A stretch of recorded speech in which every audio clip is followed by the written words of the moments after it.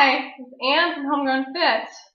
Before we get into our movement series, I wanted to just remind you that you can get more information about Homegrown Fit and sign up for the newsletter at homegrownfit.com. You can also watch more workout videos. They're going to be a little more vigorous than this one at my YouTube page, YouTube/homegrownfit. So today's workout is kind of a pre-workout. It's one of those things that you will neglect unless you decide to focus on it. And it only takes a few minutes at the beginning of each workout or a workout 2 or 3 times a week to help kind of re-pattern your muscle movements and retrain your body and your brain how to do the movements properly that you may be struggling with. So one of the things that these movement patterns focus on are the posterior chain. So all the muscles that run down the back of your body, all the way down through the sole of your foot, all the way up to your shoulders, back of your neck. So this book I just got finished reading called Athletic Body and Balance is by Gray Cook, and he is the father of the functional movement system testing. And he also put together a nice little series of movements that you can do to help improve your posterior chain function, which is pretty bad in most of us because we sit all day and we just have a Western lifestyle. Oh, good. Okay. So let's get started. I got some tattoos. You got some tattoos. You want to show? Hold them up. Okay.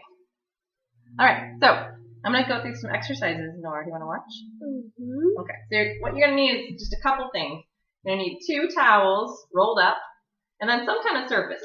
They use a core board in this series, but I found this booster seat. That's going to work really well if I flip it upside down.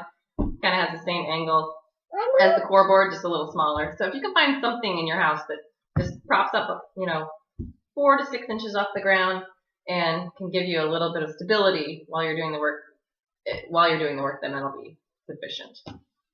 Okay. So here we go. Okay. Stand your heels on the towel if you need it. If you can't get down, past to your knees. Oh, fine. You'll know if you need it.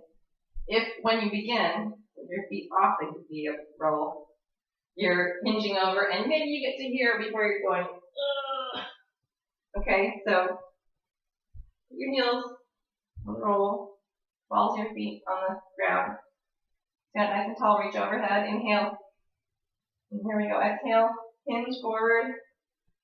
Make contact with whatever you found. If it's not tall enough and you're really straining to get there, find something taller. And I want you to kind of pull down into the object. Create some tension on the back of your legs. And reach up again. There's one more thing we can do to keep you from cheating. Take that other towel roll between your knees and try it again. Reach up and hinge over. Keep you from locking out your knees when you're hinging. Reach up, hinge over. Do 8 more. Inhale, exhale.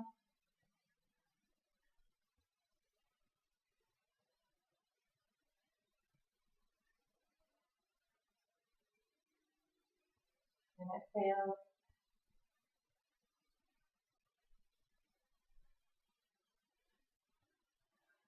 One more. Inhale up. Don't let your ribs pop out. Keep your tailbone reaching down to the floor, and then exhale. Draw in your object. Inhale up. Abs engage. Exhale. 2 more. Inhale up. Exhale. And once more.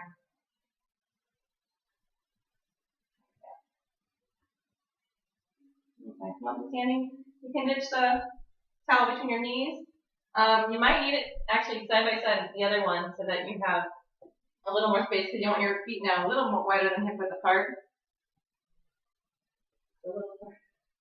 Here we go through the squat series. Let's do it again. Inhale, bring your arms up, and keep your abs engaged so your ribs don't pop out, and you don't lose your low back. Everything's in nice and tight. Exhale down. keep contact and just sink your hips down. You should be able to get your butt all the way down to your heels. With your knees out, outside of your, let's try this again, outside of your elbows, chest upright. I want you to put one hand on the outside of your surface. Give some pressure by engaging the abs, not by leaning, and reach. Oh, that's hard. Try the other side. Reach, inhale up. Stretch your spine long. So if your heels are up off the ground, or if you're kind of like this, you need some height under your heels. Now you can drop all the way down into that position, which you don't probably get into very often these days. Try it again. Inhale, reach. Exhale.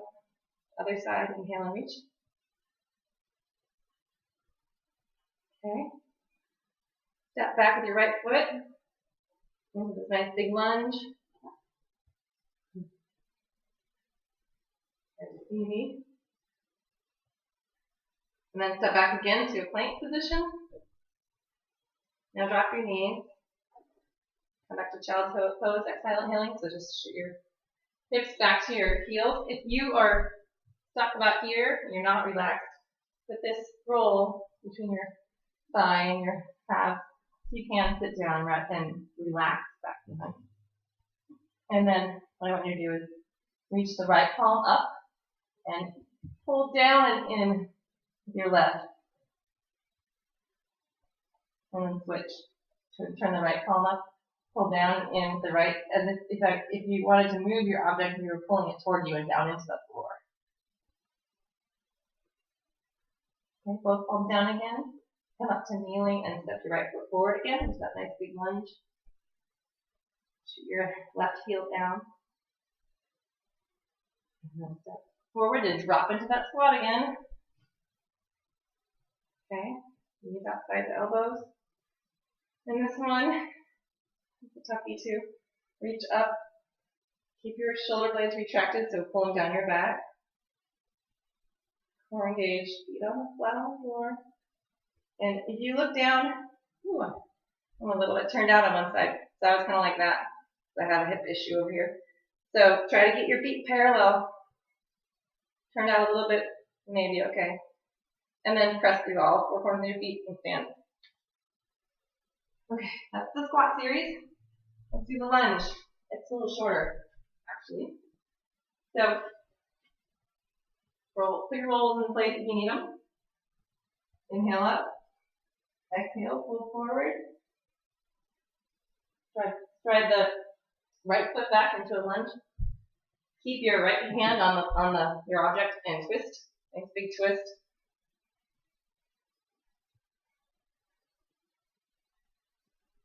Release it and bring it back knee down. Come up to a kneeling position. You should feel a nice hip flexor stretch here on the right side. Reach up. Again, don't let your ribs follow your arm. Keep your core engaged, shoulders down. And straight line, nice long straight line between the crown of your head, hips, and your knee. And then turn toward that forward leg side. Okay. I forget what's next. Oh, we're going to switch. So, bring both feet forward, and then just drive the left foot back. Put the left hand in the middle of your object, twist the other way.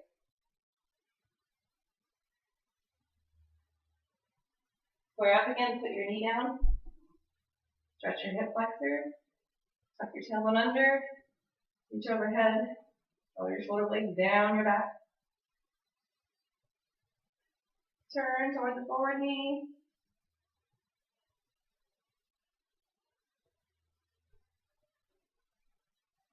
And then release it. Put your hands on your object. Bring both feet in and stand up tall. Exhale. Hey. Okay. So those are the two sequences. If you go through this one and the other or both a few times, you can gradually learn it or adapt it to something you like if you don't like all of it. And you're going to get some gains out of it. You're going to retrain your body how to get down to the bottom of that squat, you're going to be able to move more mobily through that whole range of motion, even all the while working on your posterior chain and kind of delaminating those spots that are really tight and not letting you get into the full range of motion. So rolling out everything from the bottom of the foot with the ball to foam roller with calves, the gastroc, your IT band, your hamstring, your abductors, everything needs to be rolled out occasionally. And then you can also use the ball for your deep glute muscles, or if you have some hip flexor tension, you can also get them in there, laying on top of them. So that's another Google search for you, or another YouTube search for you today, till I get more on that. But next time around, maybe we'll go through some more strengthening movements and less of the motor learning stuff.